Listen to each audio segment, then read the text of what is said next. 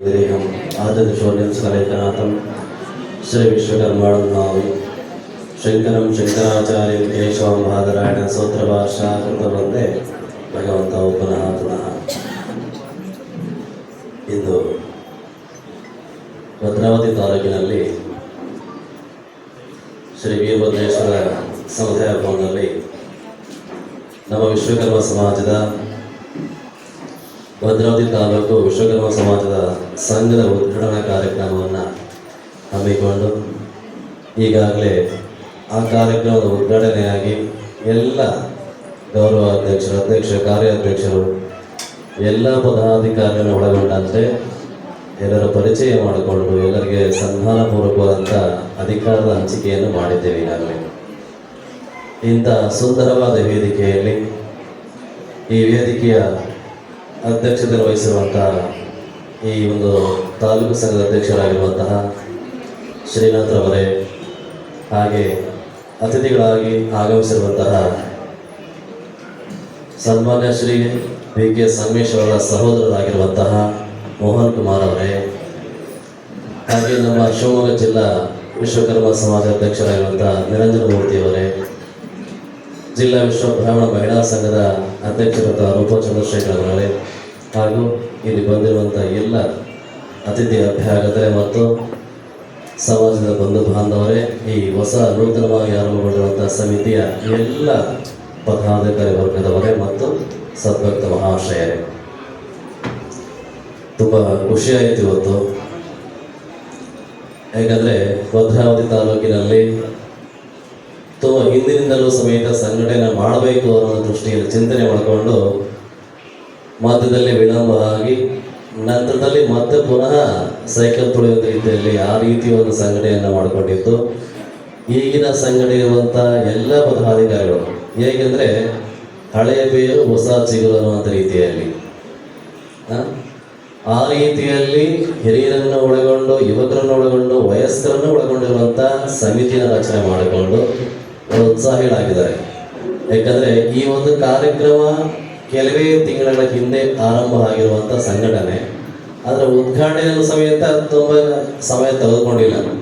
ಒಂದು ವಾರದ ಹಿಂದೆ ಅಷ್ಟೇ ನಾವು ಮಾತಾಡಿದ್ದಷ್ಟೇ, ಪೂರ್ಣ ಒಂದು ಡೇಟ್ ಕೊಡಿ, ಆ ಡೇಟಿಗೆ ನಾವು ಸಂಘವನ್ನು ಮತ್ತೆ ನಿಮ್ಮನ್ನು ಆಹ್ವಾನ ಮಾಡಿಕೊಂಡು ಕಾರ್ಯಕ್ರಮ ಮಾಡಬೇಕು ಅಂತ.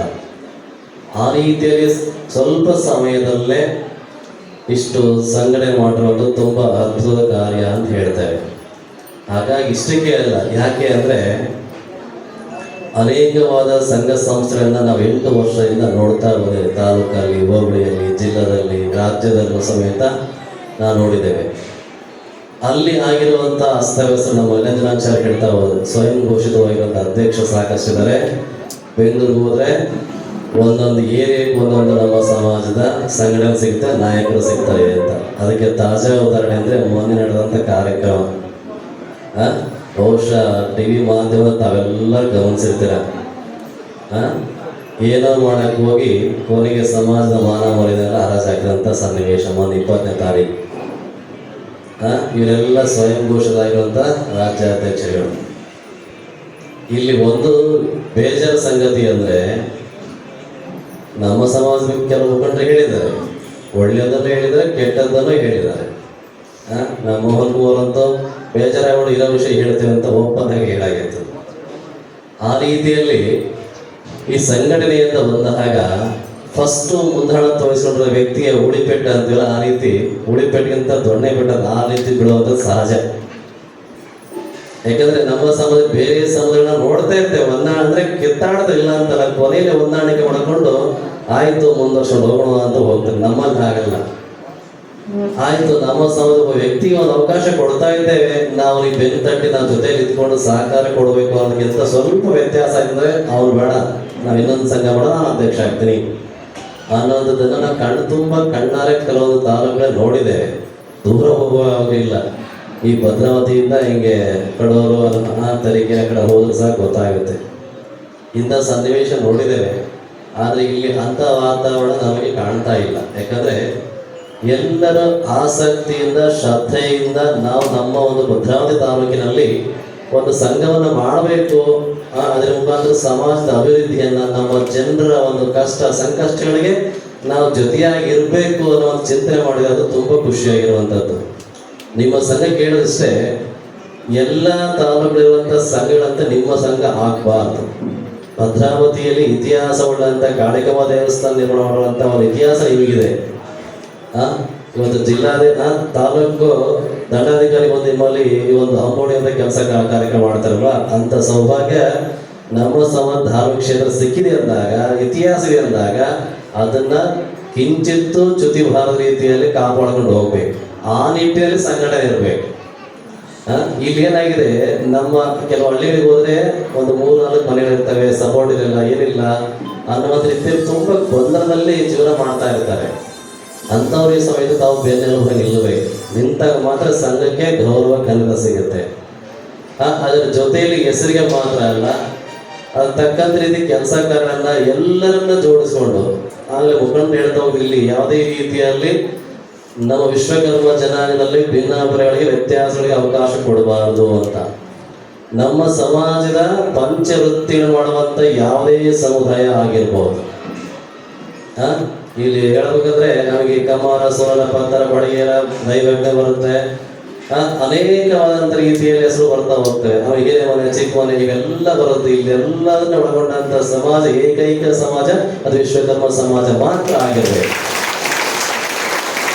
ಆ ರೀತಿ ಅದರ ಜೊತೆಯಲ್ಲೂ ಸಮೇತ ನಮ್ಮ ಮೋಹನ್ ಕುಮಾರ್ ಹೇಳ್ತಾ ಹೋದ್ರು ನಮ್ಮ ಸಮಾಜ ಇತಿಹಾಸದ ಬಗ್ಗೆ.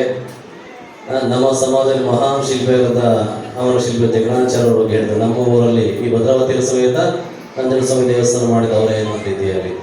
ಯಾಕಂದ್ರೆ ವಿಶ್ವಕರ್ಮ ಸಮಾಜದ ಕೊಡುಗೆ ತುಂಬಾ ಅಪಾರವಾಗಿರುವಂಥದ್ದು. ಯಾಕೆ ಅಂದ್ರೆ ಬರೀ ಇವತ್ತಿನ ವರ್ತಮಾನಕ್ಕೆಲ್ಲ ಯುಗಗಳಲ್ಲೂ ಸಮೇತ ವಿಶ್ವಕರ್ಮನ ಕೊಡುಗೆ ತುಂಬಾ ಅಪಾರವಾಗಿತ್ತು. ಅಲ್ಲಿಂದ ಇಲ್ಲಿವರೆಗೂ ಕೃತಾಯುಗದಿಂದ ಹಿಡಿದು ದ್ವಾಪಾರ, ತ್ರೇತಾಯುಗ, ದ್ವಾಪಾರವಾಗಿ ಕಲಿಗೆ ಬಂದರೂ ಸಮೇತ ವಿಶ್ವಕರ್ಮ ಕೊಡುಗೆ ತಪ್ಪಿದ್ದೆಲ್ಲ, ಎಲ್ಲರೂ ಕೊಡ್ತವ್ರೆ.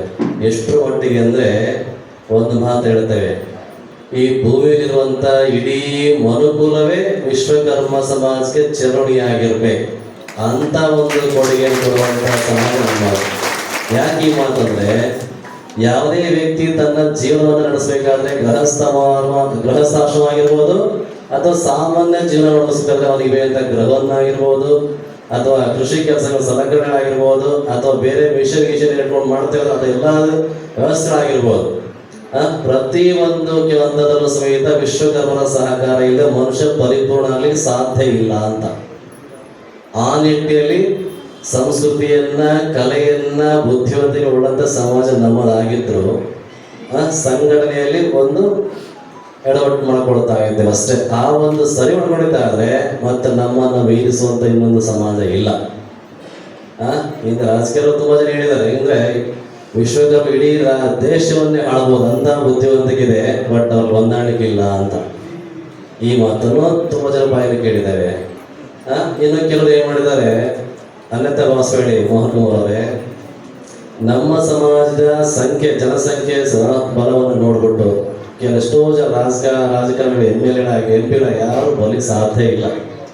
ವಿಶ್ವಕರ್ಮರಿಗೆ ಏನು ಬೆಲೆ ಇದೆ, ಆರ್ಥಿಕ ಹಿನ್ನೆಲೆ ಇದೆಯಾ, ರಾಜಕೀಯ ಹಿನ್ನೆಲೆ ಇದೆಯಾ, ಏನಪ್ಪ ಎಷ್ಟು ಜನ ಸೇರ್ಬೋದು, ಅವರೆಲ್ಲ ಒಂದು 500 ಜನ ಸೇರ್ಬೋದಾ ಅನ್ನೋ ಮಟ್ಟಕ್ಕೂ ತುಂಬಾ ಕೇವಲವಾಗಿ ಮಾತಾಡೋ ಸನ್ನಿವೇಶ ನಾವು ಕಂಡಿದ್ದೇವೆ. ಅನೇಕ ಒಂದು ವೇದಿಕೆಗಳಲ್ಲಿ ನಾವು ಬರ್ತೇವೆ ಅಂತ ಹೇಳ್ತಾರೆ, ಯಾರು ಬರೋದು, ನಾವು ಅದಕ್ಕೆ ನಮ್ಮ ಮಠಕ್ಕೆ ಯಾರು ಕರೆಸೋದು ಬಿಟ್ಬಿಟ್ಟಿದ್ದೀವಿ ನಾವು ಅಂತ ಸನ್ನಿವೇಶ. ಅದಕ್ಕೆ ಆ ಥರ ಆಗಿದೆ. ಅದಕ್ಕೆ ಈ ನಮಗೊಂದು ಮುಂದಿರುವಂಥ ಸವಾಲು ಏನಪ್ಪ ಅಂದರೆ, ನಾವು ನಮ್ಮ ಪಂಚವೃತ್ತಿಗಳ ನಿರ್ವಹಣೆ ಮಾಡಿಕೊಳ್ತಾ ನಮ್ಮ ದೈವಿಕ ಪರಂಪರೆಯನ್ನು ಬಿಡದೆ ಎಲ್ಲರೂ ನಮ್ಮ ಆಚಾರ ವಿಚಾರನ ನಮ್ಮ ಜೀವನದಲ್ಲಿ ಅಳವಡಿಸ್ಕೊಂಡು ಒಟ್ಟಾಗಿದ್ದುಕೊಂಡು ಹೋಗಿ ಎಲ್ಲರಿಗೂ ತೋರಿಸ್ಬೇಕಾಗಿದೆ. ಬರೀ ರಾಜಕೀಯ ಪ್ರೇರಿತವಾಗಿ ತೋರಿಸ್ಬೇಕಂತಲ್ಲ, ಪ್ರತಿ ಹಂತದಲ್ಲೂ ಸವಾಲಾಗಿದೆ ನಮಗೆಲ್ಲ.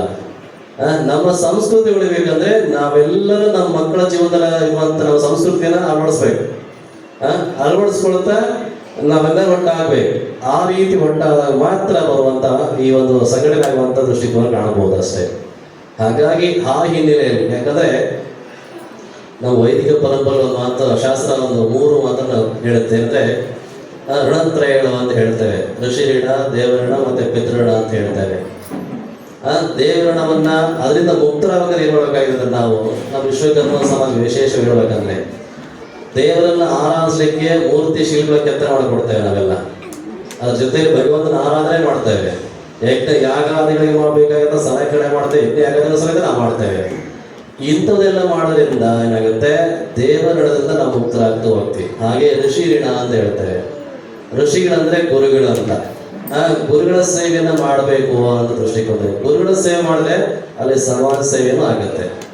ಗುರುಗಳ ಒಂದು ಮನಸ್ಥಿತಿ ಹೇಗಿರುತ್ತಪ್ಪ ಅಂದ್ರೆ, ನೀವೇನೇ ಗುರುಗಳಿಗೆ ಸೇವೆ ಮಾಡೋದು ಅರ್ಪಣೆ ಮಾಡ್ತೀರಾ, ಅದನ್ನು ಪುನಃ ಮತ್ತೆ ತಗೊಂಡು ಏನ್ ಮಾಡ್ತಾರೆ, ಮತ್ತೆ ಸಮಾಜಕ್ಕೆ ಕೊಡುವುದು. ಯಾವ ರೀತಿಯಲ್ಲಿ ಕೆರೆ ನೀರನ್ನ ಕೆರೆಗೆ ಚೆಲ್ಲಿ ಅಂತ, ಆ ರೀತಿಯಲ್ಲಿ ಗುರುಗಳಿಗೆ ಒಂದು ಕಾರ್ಯ ಮಾಡೋದು. ಅದಕ್ಕಾಗಿ ಗುರುಗಳ ಸೇವೆ ಮಾಡಿದ್ದಾದ್ರೆ ಸಮಾಜ ಸೇವೆಯನ್ನು ಮಾಡಿದಾಗುತ್ತೆ. ಆ ದೃಷ್ಟಿಯಲ್ಲಿ ಇವತ್ತು ನಮ್ಮ ಭದ್ರಾವತಿ ತಾಲೂಕು ಸಂಘವನ್ನ ನಿರ್ಮಾಣ ಮಾಡಿಕೊಂಡು ಉದ್ಘಾಟನೆ ಮಾಡೋದು. ಅದಕ್ಕಾಗಿ ಇಲ್ಲಿ ಬರೆಯ ಪದಾಧಿಕಾರಿಗಳಿದ್ದಾರೆ, ಅವರಿಗೆ ಮಾತ್ರ ಇದು ಸಂಘ ಅನ್ನೋದಲ್ಲ, ಇಡೀ ಸಮಾಜಕ್ಕೆ ಸಂಬಂಧಪಟ್ಟಿರುವಂತ ಸಂಘ ಇದು.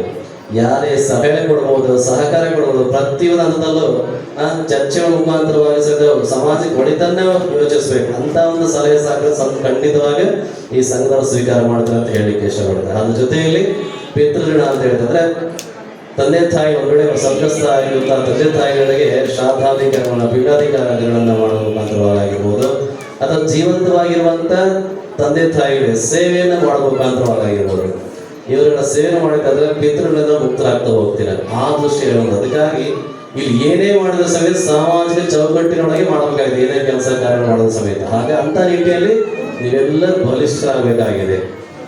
ಅದಕ್ಕಾಗಿ ಹೇಳೋದು, ನಾವು ಶ್ರೀನಾಥ್ ಅವರು ಹೇಳ್ತಾ ಇದ್ರು, ಗುರುಗಳನ್ನ ನಾವು ಮುಂದೆ ಮಾಡಿದ್ರೆ ಗುರುಗಳಿಗೆ ಜಾಸ್ತಿ ನಾವು ಅವರ ಒಂದು ಮಾರ್ಗದರ್ಶನ ನಡೀತಾ ಇದ್ದೇವೆ ಅಂತ ನಮಗೆ ಅನಿಸ್ತು. ಆರಂಭದಲ್ಲಿ ನಮಗೆ ಸನ್ಮಾನ ಮಾಡಬೇಕಾದ್ರೆ ತುಂಬಾ ತೂಕವಾಗಿರುವಂತಹ ಹಾರವನ್ನೇ ಹಾಕಿದ್ದಾರೆ. ಯಾಕಂದ್ರೆ ಗುರುಗಳಿಗೆ ನಮ್ಮ ಸಮಾಜದ ತೂಕ ಇನ್ನೂ ಹೆಚ್ಚಿನ ಮಟ್ಟದಲ್ಲಿ ನಾವು ವಹಿಸ್ತಾ ಇದ್ದೇವೆ. ಇನ್ನು ಉತ್ತಮ ರೀತಿಯಲ್ಲಿ ನಾವು ಮಾರ್ಗದರ್ಶನ ಮಾಡಿ ನಮ್ಮನ್ನ ಒಳ್ಳೆ ಮಾರ್ಗದಲ್ಲಿ ಕೊಂಡೊಯ್ಯಬೇಕು ಅಂತ ಹಾಕೊಂಡು ನಾವು ಹಂಗೆ ಆ ರೀತಿಯಲ್ಲಿದೆ. ಅದಕ್ಕಾಗಿ ಒಂದು ವೇಳೆ ಅವರಷ್ಟು ಪರಿಶ್ರಮ ಪಡ್ತಾ ಇದ್ದಾರೆ.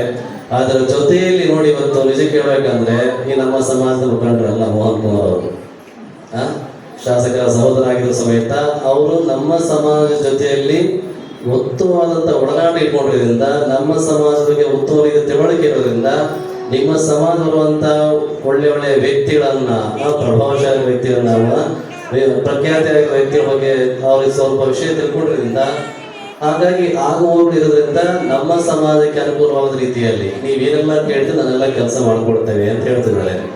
ಅಲ್ಲಿ ಮೊನ್ನೆ ಜಗಣಾಚಾರ್ಯರ ಒಂದು ಜಯಂತಿ ದಿನದಲ್ಲಿ ಕೆಲವೊಂದು ಬೇಡಿಕೆ ಇಟ್ಟಿದ್ದಾರೆ ಅಂತ ಹೇಳಿದರು. ಒಂದು ಎಲ್ಲಾದ್ರೂ ವಿಶ್ವಕರ್ಮ ವೃತ್ತ ಆಗಿರ್ಬೋದು, ಜಗಣಾಚಾರ್ಯ ಒಂದು ವೃತ್ತಕ್ಕಾದ್ರೂ ಹೆಸರಿಡಬೇಕು ಒಂದು ಭದ್ರಾವತಿ ತಾಲೂಕಲ್ಲಿ ಅಂತ. ಈಗಾಗಲೇ ವೃತ್ತಗಳೆಲ್ಲ ಮುಗಿದಾಗಿದೆ. ಒಂದು ಸೇತುವೆ ಇದೆ ನೂತನವಾಗಿ ನಿರ್ಮಾಣ ಮಾಡಿರುವಂತ, ಆ ಸೇತುವೆ ಜಗಣಾಚಾರ್ಯ ಸೇತುವೆ ಅಂತ ಹೇಳಿ ಹೆಸರನ್ನು ಇಟ್ಟು ನಾವು ನಾಮಕರಣ ಮಾಡಿ ನಂತರ ಅದಕ್ಕೆ ನಮ್ಮ ಸಮಾಜದ ಕೊಡುಗೆ ರೀತಿಯಲ್ಲಿ ಆಗುತ್ತೆ ಅಂತ ಒಂದು ಮಾತನ್ನು ಹೇಳಿದ್ದಾರೆ. ಆ ಕೆಲಸ ನಾವು ಮಾಡಿಕೊಡ್ತೇವೆ. ಮುಂದೆ ಸರ್ಕಾರದ ಮುಖಾಂತರವಾಗಿ ಈ ಕಾರ್ಯಕ್ರಮ ಮಾಡ್ತೇವೆ ಅಂತ ತುಂಬಾ ಸಂತೋಷ. ಇದು ನಮಗೆ ಬರೀ ಮಾತಲ್ಲ ಆದ್ರೆ ಸಾಕಾಗ ಕೃತಿಯಲ್ಲೂ ಬರ್ಬೇಕನ್ನಂತ ಅಪೇಕ್ಷೆ ನಮ್ಮಲ್ಲಿದೆ. ಯಾಕೆ ಈ ಮಾತು ಹೇಳ್ತೇವೆ ಅಂದ್ರೆ, ನಾವು ಸಾಕಷ್ಟು ವೇದಿಕೆಗಳಲ್ಲಿ ಸಾಕಷ್ಟು ರಾಜಕೀಯ ಮುಖಂಡರ ಮಾತು ಕೇಳಿದ್ದೇವೆ. ಬರೀ ವೇದಿಕೆ ಮಾತ್ರ ಸೀಮಿತ ಆಗಬಾರದು ಅಂತ ಅಷ್ಟೇ. ಆ ದೃಷ್ಟಿಯಲ್ಲಿ ನಿಮ್ಮಲ್ಲಿ ಹೇಳ್ತಾ ಇರೋದು ವಿಷಯ. ಅದರ ಜೊತೆಯಲ್ಲಿ ನಮ್ಮ ಒಂದು ಸಂಘಟನೆಯ ಒಂದು ತಾಲೂಕು ಸಂಘದ ಒಂದು ಸಮಿತಿಯ ಎಲ್ಲರ ಅಪೇಕ್ಷೆ ಅಂದ್ರೆ, ಎಲ್ಲಿಯಾದ್ರೂ ಒಂದು ವಿಶ್ವಕರ್ಮ ಮೂರ್ತಿಯನ್ನ ಪ್ರತಿಷ್ಠಾಪನೆ ಮಾಡಲಿಕ್ಕೆ ಅವಕಾಶ ಮಾಡಿಕೊಡ್ಬೇಕು. ಇನ್ನೂ ಒಂದು ವಿಷಯ ಅಂದ್ರೆ, ನಾವಿಷ್ಟು ನಾವು ಇಡೀ ಕರ್ನಾಟಕದಲ್ಲಿ ನಾವು ಕಂಡ ಹಾಗೆ, ನಮ್ಮ ಗಮನವಿದ್ದ ಹಾಗೆ, ಶಾಸಕರ ಒಂದು ಅನುದಾನದ ಮುಖಾಂತರ ಆಗಿರುವುದು ಅವರ ಸಹಕಾರದಿಂದ ಒಂದೇ ಒಂದು ಕಡೆ ಮಾತ್ರ ಜಾಗ ಸಿಕ್ಕಿರೋದು ನಮಗೆ. ಎಲ್ಲಿ ಅಂದ್ರೆ ಮೈಸೂರಲ್ಲಿ KR ಪೇಟೆ ಅಂತ ಹೇಳಿ, KR ನಗರದಲ್ಲಿ ಅಲ್ಲಿ ಸಾರಾ ಮಹೇಶ್ ಅಂತ ಒಬ್ಬ ಶಾಸಕರಿದ್ರು. ಅವ್ರ ಮುಖಾಂತರ ನಮಗೆ ಅಲ್ಲಿ ಒಂದು ಸೈಟ್ ಕೊಡೋದ್ರ ಮುಖಾಂತರವಾಗಿ ನಾವು ಆ ಕಾರ್ಯಕ್ರಮ ಭಾಗವಹಿಸ್ತೀವಿ. ನಾವು ಅಲ್ಲೇ ಒಂದು ಸ್ಥಾನದಲ್ಲಿ ಮಾತ್ರ ನೋಡಕ್ಕಾಗಿರೋದು. ಅಲ್ಲಿ ಅವ್ರು ಸಾರಾ ಮಹೇಶ್ವರ್ ಏನಂದ್ರು, ಇದೇ ರೀತಿ ಒಂದು ಮಾತು ಹೇಳಿ ನಮ್ಮ ಸಮಾಜ ಯಾರೋ ಮುಖಂಡರು, ಸರ್ ಬರೀ ನೀವು ಬಾಯಿ ಮಾತ್ರ ಹೇಳ್ಬೇಡಿ, ನಮ್ಗೆ ಮಾಡಿ ತೋರಿಸಿದ ತಕ್ಷಣ ಅದೇನಾಯ್ತು, ನಾಡಿದ್ದು ಆ ಒಂದು ನಿವೇಶನದಲ್ಲಿ ಉದ್ಘಾಟನೆ ಮಾಡ್ಲಿಕ್ಕಿದೆ ಕಾರ್ಯಕ್ರಮ. ಈ ಮಾತು ಕೇಳಿದ ತಕ್ಷಣ ಅವರಲ್ಲಿ ಒಂದು 10 ಲಕ್ಷ ತೊಗೊಂಡು ಕಟ್ಟಿಬಿಟ್ಟು ಫಸ್ಟ್ ವಿಶ್ವಕರ್ಮ ಸಮಾವೇಶ ಮಾಡ್ರಿ ಅಂತ ಮಾಡಿಸ್ಕೊಂಡಿದ್ದಂತ ನಿಯಮ ಇದೆ, ಉದಾಹರಣೆ. ಆ ರೀತಿಯಲ್ಲಿ ನಮಗೆ ಭದ್ರಾವತಿಯಲ್ಲಿ ಇವತ್ತೆಲ್ಲ VSL ಎಲ್ಲ ಇದೆ, ಎಲ್ಲ ಬೇರೆ ಸಾಕಷ್ಟು ಜಾಗ ಇದೆ. ನಮ್ಮ ತಾಲೂಕು ಸಮಿತಿಯವರಿಗೂ ಸಮೇತ 1 ಎಕರೆ 2 ಎಕರೆ ಜಾಗ ತಾವು ಮಾಡಿಕೊಟ್ಟಿದ್ದಾರೆ. ನಿಮ್ಮ ಒಂದು ಹೆಸರು ಎಲ್ಲಿ ತನಕ ಅಂದ್ರೆ ನಮ್ಮ ಸಮಾಜ ಎಲ್ಲಿವರೆಗೂ ಇರುತ್ತೋ ಅಲ್ಲಿವರೆಗೂ ನಿಮ್ಮ ಹೆಸರನ್ನು ಮಾಡಿಕೊಳ್ಳಲು ಸಾಧ್ಯ ಇಲ್ಲ. ಅಂತ ಕಾರ್ಯವನ್ನು ಮಾಡಿಕೊಳ್ಳುವಂತ ಸಾಮರ್ಥ್ಯ ನಿಮ್ಮಲ್ಲಿದೆ. ಯಾಕಂದ್ರೆ ತಾವು ಅನೇಕ ವರ್ಷಗಳಿಂದ ರಾಜಕೀಯದಲ್ಲಿ ಮುಂದುವರಿದಿರ, ತಾವೆಲ್ಲ ಗೆಲುವನ್ನು ಪಡ್ಕೊಂಡಿದ್ದೀರಾ, ಒಳ್ಳೆ ಅನುಭವ ಇದೆ. ಆಮೇಲೆ ಸ್ಥಳೀಕರು ಬೇರೆ ತಾವಿದ್ದೀರಿ, ಎಲ್ಲಿ ಯಾವ್ದಲ್ಲಿ ಯಾವ ಏರಿಯಾ ಏನಿದೆ ಅಂತ ಚೆನ್ನಾಗಿ ಗೊತ್ತಿತ್ತು ತಮಗೆಲ್ಲ. ಈ ರೀತಿಯಲ್ಲಿರೋ ಜಾಗವನ್ನು ಮಾಡೋ ಮುಖಾಂತರ ತಾವು ಈ ಒಂದು ಕೆಲಸ ಮಾಡಿಕೊಟ್ಟಿದ್ದಾದ್ರೆ ಖಂಡಿತ ನಮ್ಮ ಸಮಾಜ ನಿಮಗೆ ಚಿರುಣಿಯಾಗಿರುತ್ತೆ. ಯಾಕಂದ್ರೆ ನಾನು ಮಾತಾಡಿದೆ, ಇಡೀ ಮನುಕುಲ ವಿಶ್ವಕರ್ಮ ಚಿರುಣಿಯಾಗಿದೆ ಅಂದ್ರೆ ಈ ಒಂದು ಕಾರ್ಯ ತಾವು ಮಾಡಿಕೊಂಡಿದ್ರೆ ತಮ್ಮ ಒಂದು ಈ ಚಿರುಣಿಯನ್ನು ನಮ್ಮ ಸಮಾಜ ಹೋಗ್ಲಿಕ್ಕೆ ತಯಾರಿದೆ.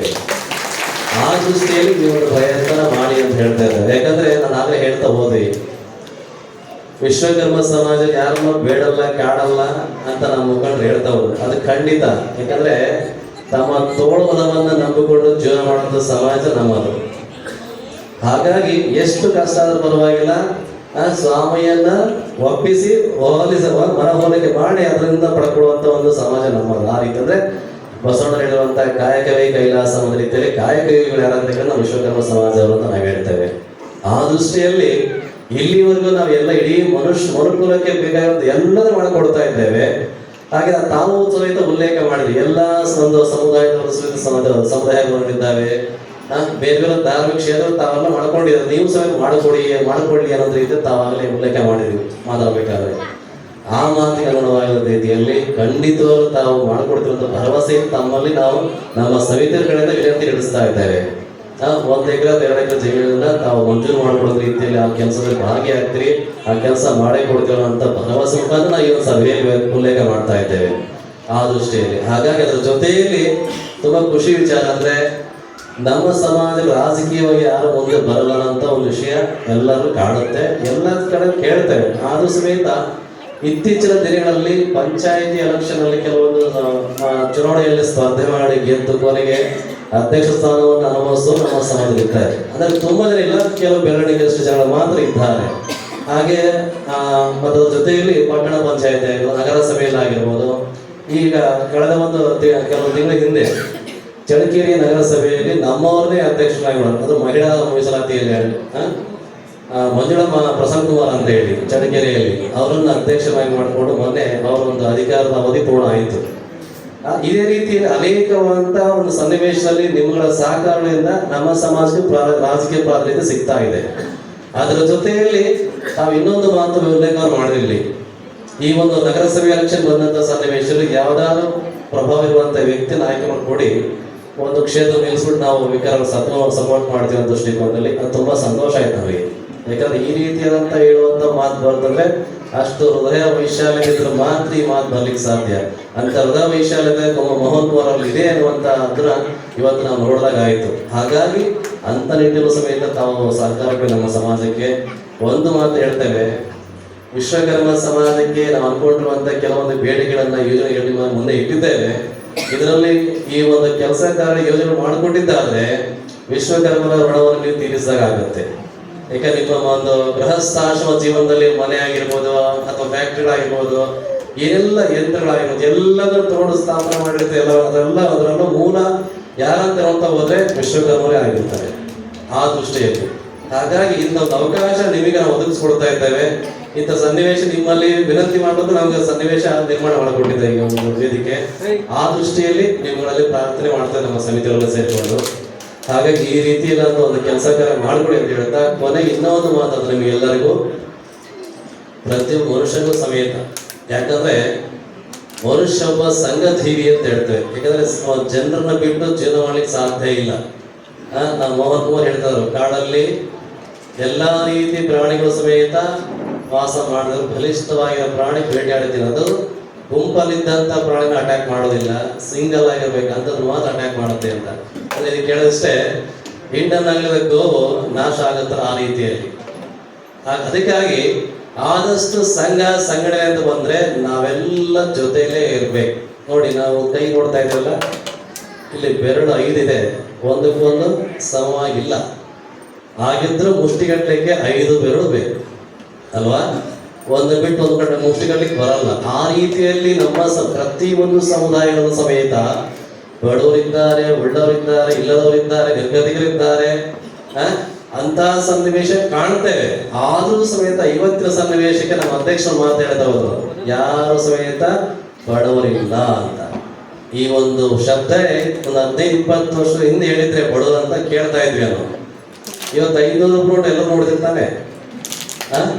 500 ನೋಟ್ ಅನ್ನೋದು ಎಲ್ಲರನ್ನು ಇರುತ್ತೆ. ಇವತ್ತು 2 ಹೊತ್ತಿಲ್ಲ 3 ತರಾಮ ಊಟ ಮಾಡ್ತೇವೆ. ಇದಕ್ಕಿಂತ ಹೆಚ್ಚಿನ ಬೇಕಾ? ಬಡತನ ಅಂದ್ರೆ ಏನು ಇಲ್ಲ. ನಿರ್ಗತಿಗೆ 1 ಹೊತ್ತು ಊಟಕ್ಕಿಲ್ಲ ಅನ್ನೋನೇ ನಿರ್ಗತಿಕ, ಅವನಿಗೆ ಬಡತನ, ದಾರಿದ್ರ್ಯತನ ಅಂತ ಹೇಳ್ತೇವೆ. ಇವತ್ತು ನಾವೇನು ಕಡಿಮೆ ಇಲ್ಲ, ಎಲ್ಲರಿಗೂ ಸ್ಪರ್ಧೆಯಾಗಿ ಹೋಗ್ತೀವಿ. ನಮ್ಮ ಮನೆಗೆ ಟಿವಿ ಬಂದ್ರೆ ಪಕ್ಕದ ಮನೆಗೆ ನಾವು ಫ್ರಿಜ್ ತಗೊಂಡ್ಬರ್ತೀವಿ. ಅನ್ನ ಮಟ್ಟಿಗೆ ಕಾಂಪಿಟೇಷನ್ ಮಾಡಿಕೊಂಡು ಜೀವನ ಮಾಡುವಂತ ಶೈಲಿಯನ್ನು ಇವತ್ತಿನ ಜನ ಕಲಿತಾ ಇದ್ದಾರೆ. ಹಾಗಿದ್ದಾಗ ಯಾಕೆ ಯೋಚನೆ ಮಾಡಬೇಕು? ಇವತ್ತು ಇನ್ನೊಂದು ಮಾತಾಡಿದ ಕೇಳಿ, ಎಲ್ಲ ಜನಾಂಗದವರು ಸ್ಪರ್ಧೆ ಬಿದ್ದಿದ್ದಾರೆ. ನಮ್ಮ ಧರ್ಮ, ನಮ್ಮ ಜಾತಿ ಎಲ್ಲ ಹೆಚ್ಚು ಅಂತ, ಯಾರು ಹೆಚ್ಚು ಯಾರು ಕಡಿಮೆ ಇಲ್ಲ. ಎಲ್ಲರೂ ಭಗವಂತನ ದೃಷ್ಟಿಕೋನದಲ್ಲಿ ಎಲ್ಲರೂ ಒಂದೇ. ಆದ್ರೆ ಮನುಷ್ಯನಿಗೆ ಏನಂದ್ರೆ ಪ್ರಯತ್ನಶೀಲನಾಗಿರಬೇಕು ಅನ್ನೋ ದೃಷ್ಟಿಕೋನದಲ್ಲಿ, ನಾನು ಪ್ರಭವನಾಗಿ ಪ್ರಬಲವಾದ ರೀತಿಯಲ್ಲಿ ಸಮಾಜದಲ್ಲಿ ಕಾಣಿಸ್ಕೊಳ್ಬೇಕು ಅನ್ನೋ ದೃಷ್ಟಿಕೋನದಲ್ಲಿ ಇವತ್ತು ಜನರು ಆ ರೀತಿ ರೇಸಿಗೆ ಬಿದ್ದಿರುವಂಥದ್ದು. ಹಾಗಾಗಿ ಇಂಥ ರೇಸಿಗೆ ಬಿದ್ದಂತ ಇಡೀ ಮನುಕುಲಕ್ಕೆ ಮಾದರಿಯಾಗುವಂತ ಸಮಾಜ ನಮ್ಮದಾಗಿದ್ದು ನಾವು ರೇಸಲ್ಲಿ ಹಿಂದೆ ಬಿದ್ದಿದ್ದೀವಿ ಅಂತ. ಇದು ಆಗ್ಬಾರ್ದು ಅಂತ. ಇನ್ ಮುಂದೆ ಆದ ಸಮೇತ ನಮ್ಮಲ್ಲಿರುವಂತ, ನಾನು ನೇರವಾಗಿ ಹೇಳ್ತೇವೆ, ಒಬ್ಬ ಮಾತುಗಳನ್ನ ಮತ್ತೆ ಬೇಜಾರು ಮಾಡ್ಕೊಬೇಡಿ, ಸಮಾಜವಾಗಲಿ ಬಂದಂತ ಯಾರೇ ಆಗಲಿ. ಯಾಕಂದ್ರೆ ನಮಗೆ ಗುರುಗಳಾದವರು ನಮ್ಮ ಕರ್ತವ್ಯ ಅಂದ್ರೆ ಎಲ್ಲಿ ತಪ್ಪೇ ಅಂತ ಹೇಳ್ಬೇಕು ನಾವು. ಅದನ್ನ ಮರೆಮಾಚಿ ಮತ್ತು ಮುಂದಕ್ಕೆ ಹೋಗ್ಬೇಕು. ಯಾಕಂದ್ರೆ ದೊಡ್ಡ ತಪ್ಪಾಗತ್ತೆ ಮುಂದೆ ಮತ್ತೆ ಅದು.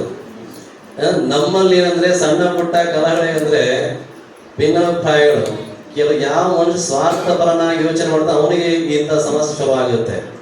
ನಮ್ಮ ಸಮಾಜದ ವ್ಯಕ್ತಿ ಮೇಲೆ ಬಂದು ಸಂಘಟನೆಯಾಗಿ ನಾಯಕತ್ವ ವಹಿಸ್ಕೊಳ್ತಾರೆ ಅಂದ್ರೆ ಅವ್ನು ಬೆನ್ನು ತಟ್ಟಿ ನಾವು ನಿಮ್ ಜೊತೆಗೆ ಇದ್ದೇವೆ ಅಂತ ಹೇಳ್ಬೇಕು. ಹೇಳೋದಕ್ಕೆ ಏನಾಗುತ್ತೆ, ಕೆಲಸ ಮಾಡೋದ ವ್ಯಕ್ತಿಗೆ ಇನ್ನೂ ಹೆಚ್ಚಿನ ಆಸಕ್ತಿ ಬರುತ್ತೆ. ಬಂದಾಗ ಅವ್ರಿಗೆ ಏನಾಗುತ್ತೆ, ನಾವು ಸ್ವಲ್ಪ ಇನ್ನೂ ಜಾಸ್ತಿ ಜವಾಬ್ದಾರಿಯಾದಾಗ ಯೋಚನೆ ಮಾಡ್ತೀವಿ, ನೀನು ಮಾಡಕ್ ಸಾಧ್ಯ ನಮ್ಮ ಸಮಾಜಕ್ಕೆ ಅಂತ. ಹಾಗಾಗಿ ಇಲ್ಲಿ ಒಂದೇ ಒಂದು ಮಾತನ್ನ ಅಂದ್ರೆ ಏನಂದ್ರೆ, ಯಾವುದೇ ನಮ್ಮ ಸಮಾಜ ಮುಖಂಡರಾಗಿರ್ಲಿ, ಗುರಿ ಮುಂದೆ ಇಟ್ಕೊಂಡು ಗುರುಗಳನ್ನ ಹಿಂದೆ ಇಟ್ಕೊಂಡು ಹೋಗ್ಬೇಕು. ಆಗ ಹೋದ್ರೆ ಮಾತ್ರ ಗುರಿ ಮುಟ್ಟಲಿಕ್ಕೆ ಸಾಧ್ಯ ಅಂತ. ಆ ದೃಷ್ಟಿಕೋನದಲ್ಲಿ ಇವತ್ತಿನ ಸಮಿತಿಯವರೆಲ್ಲ ಸೇರಿ ನಮ್ಮಲ್ಲಿಗೆ ಬಂದು ವಿನಂತಿ ಮಾಡಿದಾಗ, ಗುರುಗಳೇ ಈ ರೀತಿಯ ಒಂದು ಸಂಘಟನೆ ಮಾಡ್ಕೊಂಡಿದ್ದ ತಾಲೂಕು ಸಮಾಜವನ್ನ ತಮ್ಮ ಮಾರ್ಗದರ್ಶನದಲ್ಲಿ, ತಮ್ಮ ಸಾನ್ನಿಧ್ಯದಲ್ಲಿ ಒಂದು ಉದ್ಘಾಟನೆ ಆಗೋ ಸಮಿತಿ ಒಂದು ಸಂಘವನ್ನ ಅಂತ ಖಂಡಿತ ಅಂತ ಹೇಳಿದ್ರು. ಯಾಕಂದ್ರೆ ನಾವು ಸನ್ಯಾಸ ಸ್ವೀಕಾರ ಮಾಡೋಕೆ ಹೇಳಿದ್ದಾರೆ, ಸಮಾಜದ ಕೆಲಸ ಅಂದಾಗ ನಾವು ಸದಾಕಾಲ ಯಾವಾಗ ಕರೆದ್ರೂ ನಾವು ತಯಾರಾಗಿರ್ತೇವೆ ಅಂತ. ಆ ದೃಷ್ಟಿಯಲ್ಲಿ ನಾವು ಚಿಂತನೆ ಮಾಡ್ಬೇಕು. ಅದಕ್ಕಾಗಿ ಸಮಾಜ ವಿಚಾರ ಅಂತ ಬಂದಾಗ ಯಾವಾಗ ಎನಿ ಟೈಮ್ ಯಾವಾಗದಲ್ಲಿ ನಾವು ಬರ್ತೇವೆ, ಏನು ತೊಂದರೆ ಇಲ್ಲ. ನನಗೇನಪ್ಪ ನಾವು ಕೇಳಂದ್ರೆ, ಗುರುಗಳನ್ನ ಗೌರವಿಸಿ ಗುರುಗಳನ್ನ ಜೊತೆಗೆ ಇಟ್ಕೊಂಡು ಅವ್ರು ಹೇಳಂತ ಮಾರ್ಗಶ ಇಟ್ಕೊಂಡು ಅದರ ಮುಖಾಂತರ ಮುಂದುವರಿಬೇಕು. ಹಾಗಿದ್ರೆ ಮಾತ್ರ ಆ ಸಮುದಾಯ ಸಂಪೂರ್ಣವಾಗಿ ಸಾಫಲ್ಯತೆ ಕೊಡ್ಲಿಕ್ಕೆ ಸಾಧ್ಯ. ಇಲ್ಲ ನಮ್ಗೆ ಯಾರು ಬೇಡ ಅಂತ ಧಿಕ್ಕರಿಸ್ತಾ ಹೋದ್ರೆ ಅಂತ ಒಂದು ಸಮುದಾಯಕ್ಕೆ ಆಗಲಿ ಸಂಘಟನೆಗೆ ಆಗಲಿ ಮತ್ತೆ ದಾರಿ ತೋರ್ಲಿಕ್ಕೆ ಯಾರು ಸಾಧ್ಯ ಇಲ್ಲ, ಬೇಗ ನಶಿಸಿ ಹೋಗುತ್ತೆ ಅಂತ. ಅದಕ್ಕಾಗಿ ಆ ರೀತಿಯಲ್ಲಿ ಇರುವಂತದ್ದು. ಯಾಕಂದ್ರೆ ಮಹಾಭಾರತ ನಮಗೆಲ್ಲ ಗೊತ್ತಿದೆ ಅಲ್ವಾ, ಕೌರವರು ಪಾಂಡವರ ಗುರುಗಳಿಗೆ ಒಳ್ಳೆ ರೀತಿಯಲ್ಲಿ ವಿಧೇಯಕರಾಗಿ ವಿನಯಬದ್ಧರಾಗಿದ್ದಕ್ಕೆ, ಗುರುಗಳ ಆದೇಶ ಅಂತ ಹೋಗಿದ್ದಕ್ಕೆ ಜಯಶಾಲಿಗಳಾಗಿತ್ತು, ಒಳ್ಳೆ ಸಂಸ್ಕಾರ ಬಂದ್ರೆ ದೊರೆಯಾದ್ರೆ ಕೌರವರು ಗುರುಳ ಮಾತ ಕೆಲವು ಟೈಮ್ ಧಿಕ್ಕರಿಸಿ ಆಗಿದೆ. ಆ ರೀತಿ ಗುರುಳ ಅನುಗ್ರಹಕ್ಕೆ ಪಾತ್ರ ಆಗದೆ ಕಾಣಿಸ್ತಾರೆ, ಸೋತ ಕೊನೆಗೆ ಬೇರೆ ಅನ್ಯ ದಾರಿ ಹಿಡ್ಕೊಂಡು ನಾಶ ಆಗಿದ್ದಿದೆ. ಆ ದೃಷ್ಟಿಯಲ್ಲಿ ಹೇಳ್ತಾರೆ. ಅದಕ್ಕಾಗಿ ಆದಷ್ಟು ನೀವು ಇಲ್ಲಿರುವಂತಹ ಸಮಾಜದ ಮುಖಂಡರಾಗಿರ್ಬೋದು, ಸಮಾಜದ ಬಂಧುಗಳಾಗಿರ್ಬೋದು, ಸಂಘಟನೆಯ ಸಮಿತಿಯ ಎಲ್ಲ ಅತ್ಯ ಬಾಲಕರಾಗಿರ್ಬೋದು, ಗುರುಗಳನ್ನ ಬಿಟ್ಟು ಧಾರ್ಮಿಕ ಕ್ಷೇತ್ರ ಬಿಟ್ಟು ಹೋಗ್ಬಾರ್ದು. ಯಾಕೆ ಅಂದ್ರೆ ಈ ಮಠಗಳಿರ್ಬೋದು, ಗುರುಗಳಿರ್ಬೋದು, ಧಾರ್ಮಿಕ ಕ್ಷೇತ್ರ, ಕಾಣಿಕವ ದೇವಸ್ಥಾನ ಇರ್ಬೋದು, ಇನ್ನೊಂದು ಕ್ಷೇತ್ರ ಆಗಿರ್ಬೋದು, ಇರೋದೆಲ್ಲ ಯಾರಿಗೋಸ್ಕರ ಅಂದ್ರೆ ಸಮಾಜಕ್ಕೋಸ್ಕರ ಅಂತಾನೆ ಇರುವಂಥದ್ದು. ನಿಮಗೋಸ್ಕರ ನಾವೆಲ್ಲ ಮಾಡೋದು ನಮಗೇನು ಅವಶ್ಯಕತೆ ಇಲ್ಲ.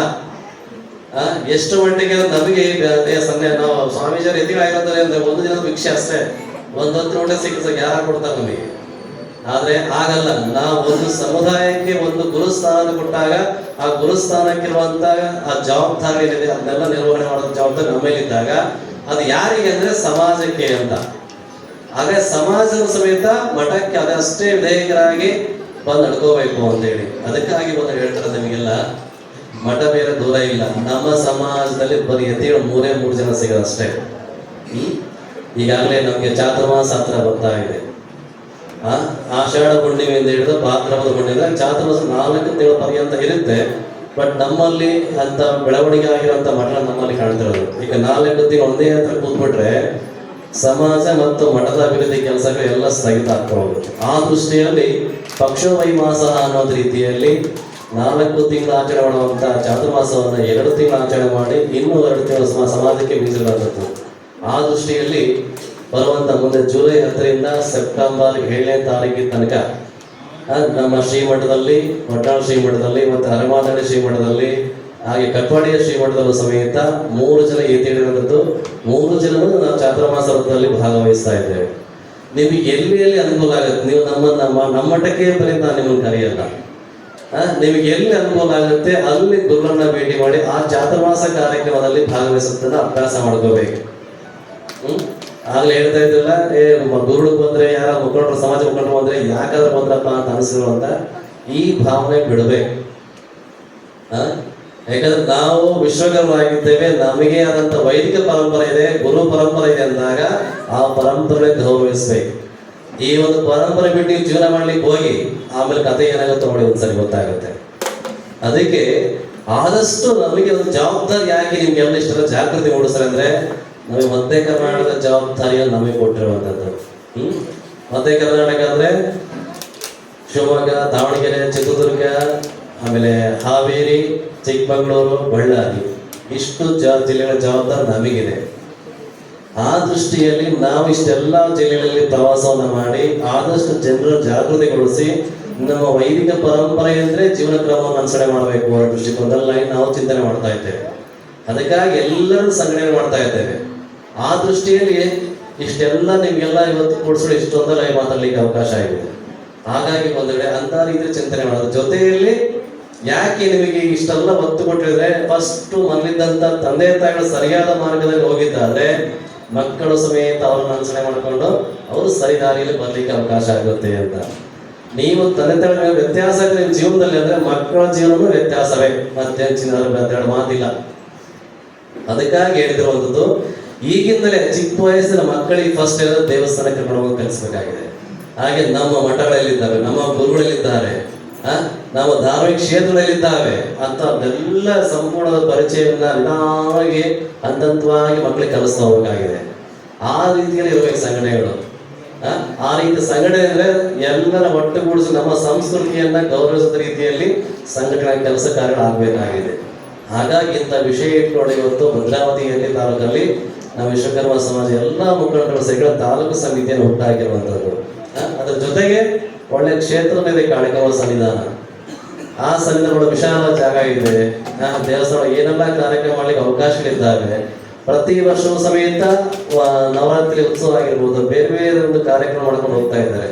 ಅದು ಇನ್ನೊಂದು ಖುಷಿ ವಿಚಾರ ಆಗಿದೆ ಅಂದ್ರೆ, ಒಳ್ಳೆ ಮಹಿಳಾ ಸಂಘ ಒಳ್ಳೆ ಗಟ್ಟಿ ಮುಟ್ಟಾಗಿ ಒಳ್ಳೆ ಬಲಿಷ್ಠರಾಗಿದ್ದಾರೆ ಇಲ್ಲಿ. ಅದಕ್ಕೆ ತುಂಬಾ ಖುಷಿ ಆಗುತ್ತೆ ನಮಗೆ. ನಾವು ಕೆಲಸ ಬಂದಾಗ ಕಂಡಿದೆ ನಾವೆಲ್ಲ.